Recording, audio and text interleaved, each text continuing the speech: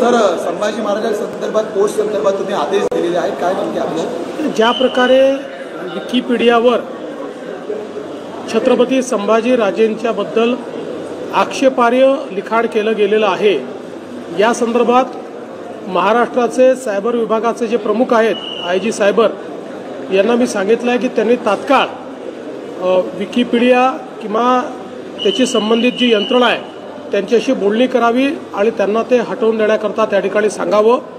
जी काही प्रक्रिया त्याकरता करावी लागते ती प्रक्रिया करावी, पण अशा प्रकारचं आक्षेपार्ह लिखाण हे ओपन सोर्सवर अशा पद्धतीनं राहणं हे अतिशय चुकीचं आहे. त्यामुळे ते तिथनं निघालं पाहिजे, या दृष्टीने सगळी कारवाई करण्याचे आदेश दिलेले आहेत. सर, पण असं होतं की विकिपीडियावर नॉर्मली कोणी पण एडिट करू शकतं आणि ते टाकू शकतं, तर या संदर्भात काही ऐतिहासिक ज्या गोष्टी असेल त्या संदर्भात काही सूचना वगैरे कराव्या? आपल्याला ही कल्पना आहे की विकिपीडिया हे काही भारतातनं संचालित होत नाही.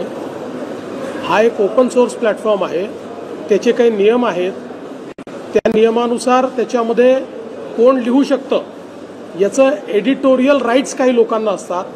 त्यामुळे अशा प्रकारे आपल्याला निश्चितपणे त्यांना हे सांगता येईल की ज्या ऐतिहासिक गोष्टी आहेत त्या गोष्टींचं असं तोडून मरोडून किंवा चुकीच्या पद्धतीनं लिहिणं हे योग्य नाही. या संदर्भात तुम्ही काहीतरी नियमावली तयार करा.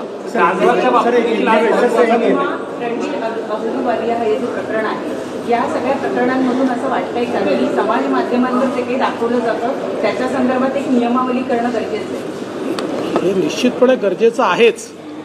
मात्र आत्ताची परिस्थिती अशी झाली आहे की समाज माध्यमाचं पूर्वी जॉग्राफिकल ज्युरिस्डिक्शन असायचं, त्यामुळे नियम करणं सोपं होतं. आता जॉग्राफिकल त्याला ज्युरिस्डिक्शन उरलेलं नसल्यामुळे त्याची नियमावली करणं हे कठीण आहे. तथापि केंद्र सरकारशी देखील आम्ही या संदर्भात चर्चा करतो आहोत.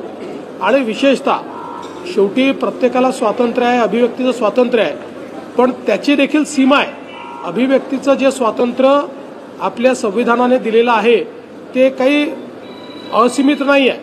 तुम्ही दुसऱ्याच्या अभिव्यक्ती स्वातंत्र्यावर आपल्या स्वातंत्र्याच्या माध्यमातून घाला घालू शकत नाही. त्यामुळे ज्या ठिकाणी अश्लीलता ही परिसीमेच्या बाहेर जाते त्या ठिकाणी कारवाई करणं हे गरजेचं असतं. मात्र या संदर्भात काही नियमावली तयार करता येईल का, जरूर केंद्र सरकारची आमची चर्चा चाललेली आहे.